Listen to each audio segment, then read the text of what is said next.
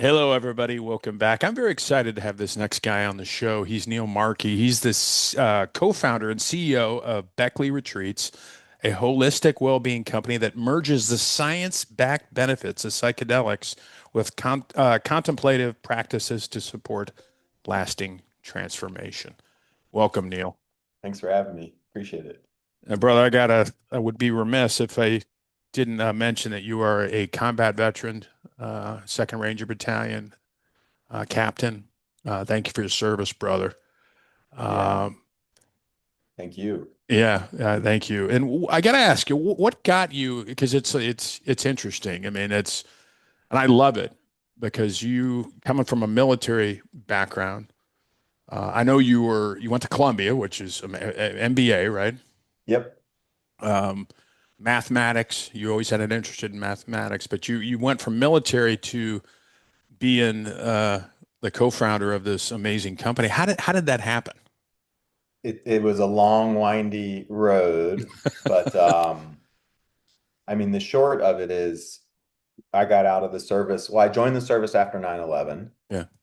went into the officer program, and then went to Iraq once and Afghanistan twice. And, I was a fortunate one, frankly. When I was on my first Ranger deployment, there were guys there that were on their 10th or 11th because they had been deploying nonstop. And at that time, I was more on the ops side or on the planning side, so I was more of a desk jockey. And so, you know, there's many guys that had way worse than me, but it still left some marks on me for Yeah. sure. Yeah. And I got out in 2012 and went to grad school. And yeah, I mean, by some measures was doing okay, but was also isolating and having trouble sleeping and, was having a lot of anger. I remember just being so frustrated at my peers because no one else there really seemed to care that there was a war going on. It Yeah. just drove me mad. And then I got into meditation, and then I had some psychedelic experiences. There's a long history of veterans, a lot of the special operations community getting access to these treatments, and I was fortunate, and it had a really positive impact. And I was doing really well for a few years, and then I went and had a corporate career for a while. I was at McKinsey and Company, which is a consultancy, and then was doing restructurings. And after 6 years in the corporate world, yeah, I just wanted to find something that had more Yeah. meaning. Yeah. I kind of lost my way a little bit and was chasing money, I would say. And I think for a lot of veterans, like you need some purpose. You need to like really believe in what Yeah. you're doing. And so I left 5 years ago and I didn't really know what I was going to do, but I got back to kind of doing meditation, teaching meditation, excuse me. And then yeah, I met this really extraordinary woman, Amanda Fielding, who passed this year. She was 82, but she was one of the world's leading researchers in psychedelics. And her family wanted to start building the infrastructure so more people could have access to these experiences safely and legally. And it was kind of right place, right time. And so, yeah, I got to co-found the company with her and her family, which is just Amazing. extraordinary. Yeah, I look up to her so much. She's so cool. She's such a brilliant woman that just like went against the grain. I mean, now we talk about psychedelics pretty openly, but for most of her life, people thought she was insane, like literally, like people thought she was Oh, because completely, it was it so was so, taboo. it was so taboo, but Yeah. she just knew, she knew, and she kept pushing, and it wasn't ever really about money for her. It was about, wanting to help people. And so, yeah, what a complete honor to get to kind of Yeah. continue her work and legacy at Yeah. Beckley. It's amazing, how we mentioned taboo, how, now it's more especially I told you I work in behavioral health and I think you probably know more than I do, Neil, but I think they're in clinical trials with psilocybin Yeah, right quite. now. Yep. And I love it, I mean, I think anything that can help people kind of mitigate symptoms, depression, PTSD, trauma, I'm all Yep. for it, man. I mean, Yep. Yeah, and yeah, it's encouraging. The world's changing and people are more open. And these experiences, like, we use mushrooms, mostly psychedelic psilocybin mushrooms, but then there's other compounds like we mentioned ketamine and these other ones. And Um, they're not for everyone and they're not for everything and they're not without risk, but for many people, they are profoundly beneficial. And I think if you do a kind of fair objective risk assessment and compare them to a lot of other pharmaceutical drugs that we use Oh yeah. or alcohol or a lot of these other things that we do regularly, they're very safe, and they need to be used wisely. Like the kind of the way that they're used is really important. But there's no reason why we shouldn't be researching these more, um, and people shouldn't have access in safe ways. If an adult does the research and makes the Yeah. decision that they want to have one of these experiences, to me, it's almost a human right. It's like why, who is the government to get in the way of someone Yeah, why I exploring was their gonna own? yeah, I was gonna say, I mean, I think I just as maybe I'm just naive, but I think everything that can help us is found in nature. Most Yeah, everything. yeah, I mean, and I have my thoughts, about why, and I think, it's money, it's it's insurance, money. it's government regulations. And it's interesting, you probably read about this, and I remember reading about, remember reefer madness, in Yeah, the 20s and the 30s where and I'm just a disclaimer, I'm not advocating for the use of marijuana. I'm just saying, but remember the I think there was a movie, Reefer Madness, where it basically the government was essentially saying if you smoked marijuana, you would go insane and start killing everybody. Now we know throughout time that actually marijuana yeah, can be beneficial for can be cancer beneficial. patients, Yeah, glaucoma and stuff like that. So absolutely. I'm with you, brother. I think the more that we can research this stuff and the more it helps people, Yeah, I'm down with it, man. yeah. And the thing with marijuana that I think is interesting too is that like I feel like the pendulum swung a little bit far the other way and it went from like it has no medical use, it's a, reefer madness to you can use it however you want. It's good for everything. It has no downside, and that's not the truth either. It actually again like has some benefit, but there are risks. There's Absolutely. actually lots of risks to marijuana. And there's a way that it can be used that's helpful, but there's lots of other ways that aren't helpful. And it's just like another, numbing tool. So I hope we can kind of get the balance a little bit better with these psychedelics because I think they have even more potential, but they also have even more potential risk if they're used unwisely. And so that's what we're really Yeah. working on. Yeah. And I mentioned to you before we started that I've done ketamine. I did like a series of six Uh-huh. for PTSD and trauma and all that stuff. But for the listener, there's plenty of I don't know how it is in Boston, but you can drive down the street here and there's like ketamine, ketamine, ketamine. Yeah. I would stay away from those Yes. unless it's medically and clinically monitored.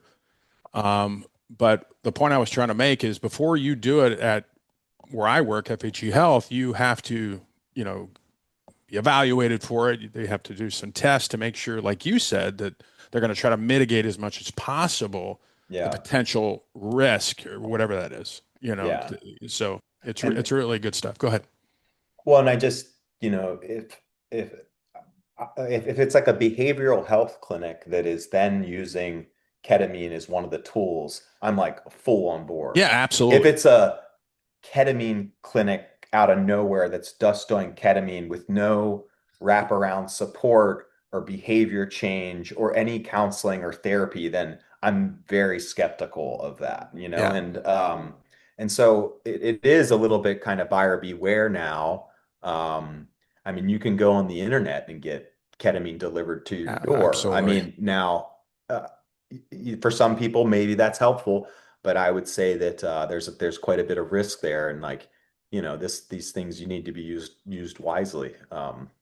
So for sure, Well, it's like GLP-1, it's like testosterone. I mean, you can order yeah, this stuff, remember, with GLP-1, like Ozempic and stuff. I mean, so now there's all these boutique online stores that you don't even see a doctor or you see a virtual right, doctor. And you get the yeah, stuff delivered to your store. So it's crazy. So tell me what exactly Beckley Retreats does. I know you co-founded it. Yep. Very successful company. I mean, I know what you guys do, but dive deeper for me. What does an experience at the retreat look like? Yeah. So we run what we would call more integrative health programs that use psychedelics as a tool. And all of our programs have a similar structure. So there's a preparation phase that's done digitally, remotely, so you can do it from anywhere. And then there's an immersion phase where it's like a retreat. You're at a property with a group and you're kind of doing a digital detox. And then there's a digital follow-up. And all of our programs have that similar structure. We think that's pretty important. And so for us in the digital prep, you get access to our catalog of content and our practical exercises. So there's modules on meditation, mindful movement, breath work. We bring some awareness to healthy diet.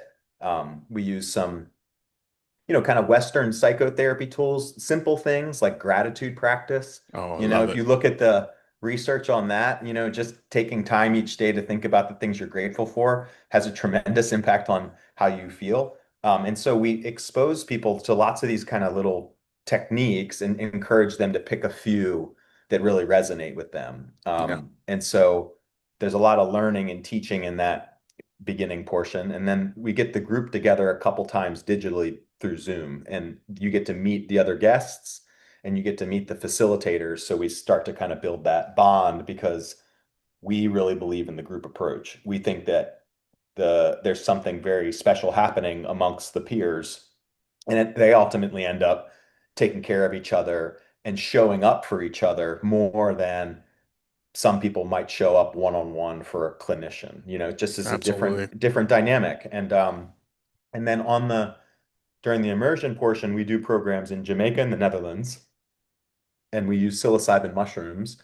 And it's the two places in the world right now where you can do it fully legally. So everything we do is above board from a US federal perspective and from a local legal perspective. So, we know where the mushrooms are coming from. They're tested. Yeah, There's none of this kind of gray area things that we think, it's really important to be, fully out in the open and being able to have some of these checks and balances in place. And when we're on site, we choose beautiful locations that are deep in nature, so you have a chance to kind of get away from everything, like turn off the outside world for a bit. And then we're doing a lot of those practices that we taught in the prep, the meditation and the mindful movement and the self-awareness practices and the group work. But we're doing it together in nature. And then the highlight is likely for most people, the psilocybin sessions, and we do two of those in our standard program. And the sessions are on day 2 and day 4, and they're done in a group format, so everyone's in the same space together.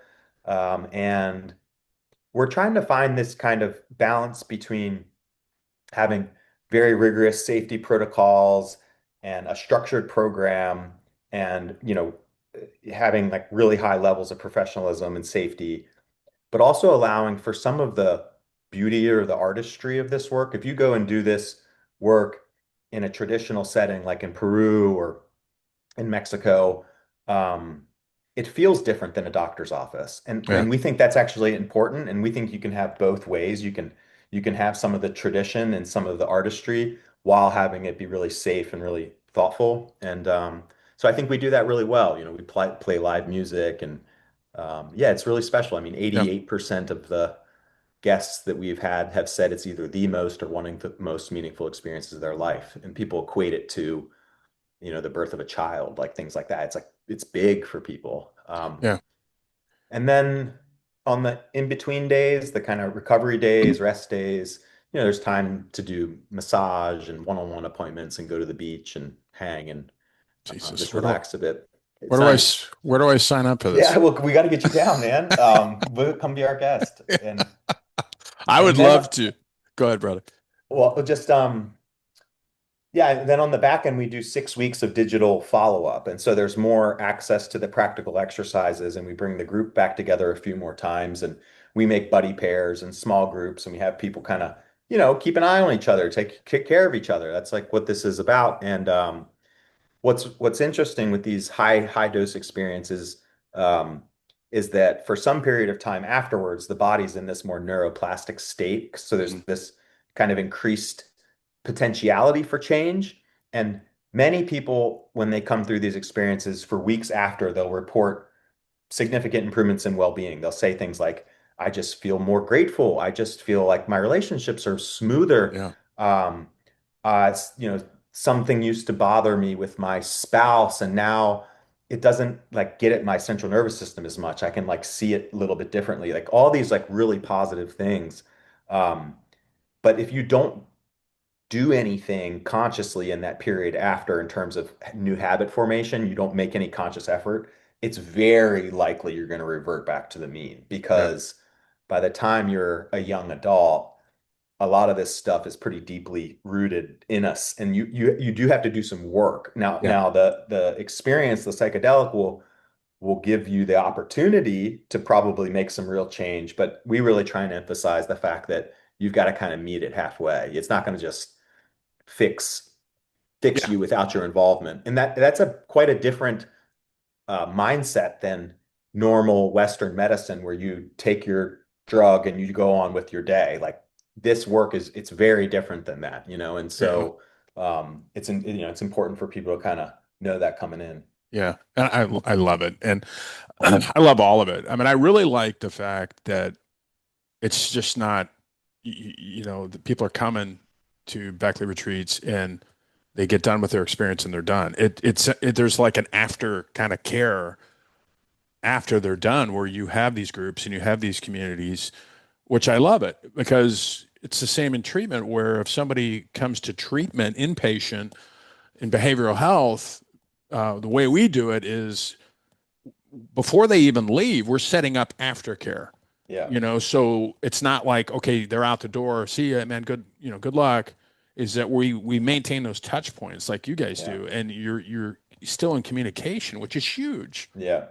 and That makes a big difference. it makes a huge difference because, and I just love the whole concept because in this world we live in, brother, people are overwhelmed. There's so much out there, and your retreat offers kind of a retreat, obviously, but a way to kind of open your mind up more, Yep. and say, and I love what you said about neuroplasticity. I mean, we do programs here too, where you're exactly right. When you do some disassociative or psychedelic, it's going to open up those parts of the brain. And that is the point when you're done that your brain wants to learn more, Yeah, exactly. you know? Yeah. Well, and I should touch on this. I mean, so, we're super supportive of everything that's being done kind of in the clinical environment Yeah. for clinical level indications like treatment-resistant depression and PTSD. Like Yeah. it looks like psychedelics is super powerful for that.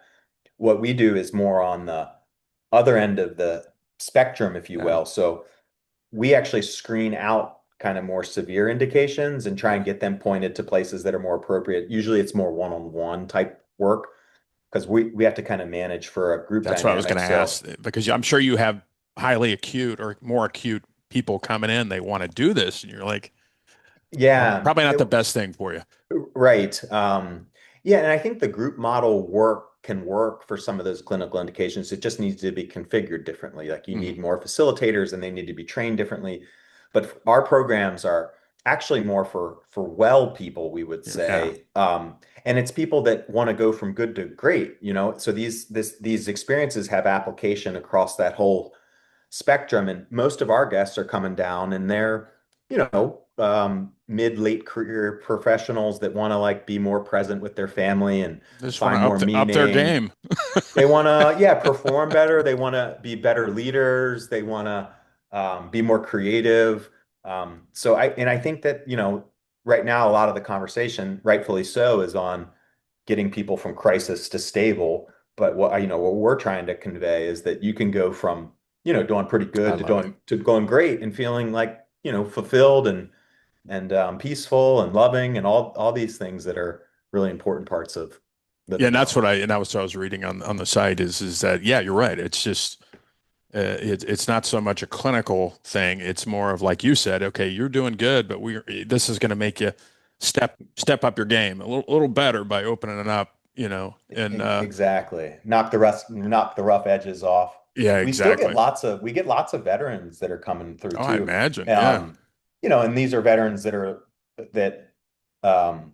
out there and functioning and doing great things, but want to let some of that stuff go, but aren't in crisis and, are like, have support systems and stuff around them. And so, it can work really well for Well, well, lots of different things. and that's life. I mean, we should also always be constantly learning and constantly striving to do better, Yeah, and I love groups because there's power in groups. I'm for glad sure. you guys do them because, you know, again, there's power in groups. You could be sharing an experience with somebody else and they're not saying anything and then they totally get it because you're Yeah, telling your story or whatever experience you had. So it's very powerful. And I love how you mentioned gratitude, man. I love practicing gratitude. I mean, that's the yeah. first thing I do every morning. I wasn't always this way. Change your life, won't it? Yeah. Oh, yeah. And practicing gratitude. And, I tell people is that just, well, I don't tell people, I advise people, yeah, just wake up every morning and say, hey, I'm alive. I get one more shot, Yeah. and, there's so many other people out there that have it bad, worse than you. I It's mean, so true. you're alive. Yeah. I mean, how many people didn't wake up today? Yeah.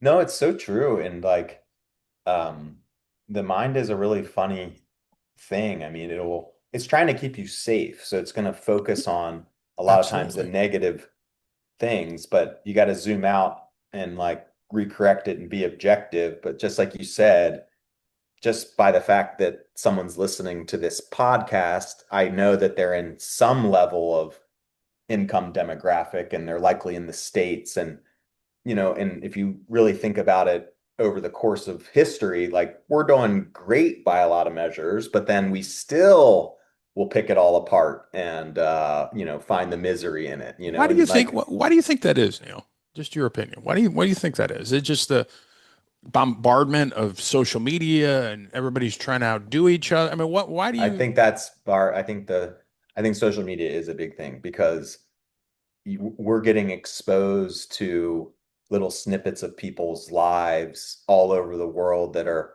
not representative of their real lives. And Mm, so we're seeing just like a completely skewed view of the world if we're spending more on time on social media. So I think that is a big part of it. And then I think that it has something to do with in the West, the over indexing on material things and like consumption when yeah. we we know that the things that fill you up are different, like that it's like relationship health and like the meaning that you find in life. But as we've become more wealthy as a society, we've swapped out a lot of those things like community and time in nature for more material stuff, and the material stuff just doesn't fill you up the No. same way. We need different things, and we've kind of just gotten away from it. So yeah, it's a few things for sure. Yeah. Yeah. I don't think But anybody gets to their deathbed and says, God, I wish I would have had that Rolex, or God, I wish I had another yeah, million in the bank account, or I should have had that Bentley. What do they focus on? I should have spent more time on the stuff that cares, relationships, love, taking care of yeah, myself better. yeah, All the stuff is just temporary. Look, it's nice to have. yeah. And there's nothing wrong with There's it, nothing wrong with it. and having financial stability is a beautiful thing. But like if that's kind of your only thing, you're probably not going to get filled up. And man, I saw it. I'm from like a lower middle class family from Frederick, Maryland, and then was in New York at Columbia University with extraordinary wealth. I'd never seen anything like that. Um, and I'm telling you, the 100 millionaire families and the billionaire families, they're not without like big issues and stuff, man. Like, so it's just balance. Well, It's and you can have your cake and eat it too. and I know we're kind of digressing a little bit, but really, really quick, money is just a tool. Yeah. Money makes you comfortable, but I know people that don't have or that have very little that are happy as hell. Yeah. Then I know people that are extremely wealthy that are miserable. Yeah. Yeah. So, Yeah. but and the other The thing oh, go ahead, brother. I'm sorry. Well, and I think that can be something that can come out of these programs that's really helpful for Absolutely. people is to like, look inside and kind of figure out what lights you up. Like, what really do you need to feel fulfilled? And sometimes it can get clouded by all the junk and the stuff. And I do think these types of programs help bring clarity to that. So then you can kind of be more focused, um, and Well, and get rid of some of the noise. well, look at you. Look at you, Neil. I mean, you're the prime example. So you got the corporate gig. You're probably making a ton of money. You got a honorable military service, and you decide to do something else. You even said it. You were chasing the buck, and there's nothing wrong with that. But that's not all of life. That's just a small piece of it. But then you're doing something more meaningful where you're Yeah. helping people. You're Yeah. helping people connect more deeply with themselves. Yeah. There's probably Yeah. people all around the world going, "Hey, I went to Neil's retreat. I'm leaving my job. Screw this." Yeah. I do think lots of people like think hard about And their there's nothing professions. wrong with that because we only have this That one life, right? that's right.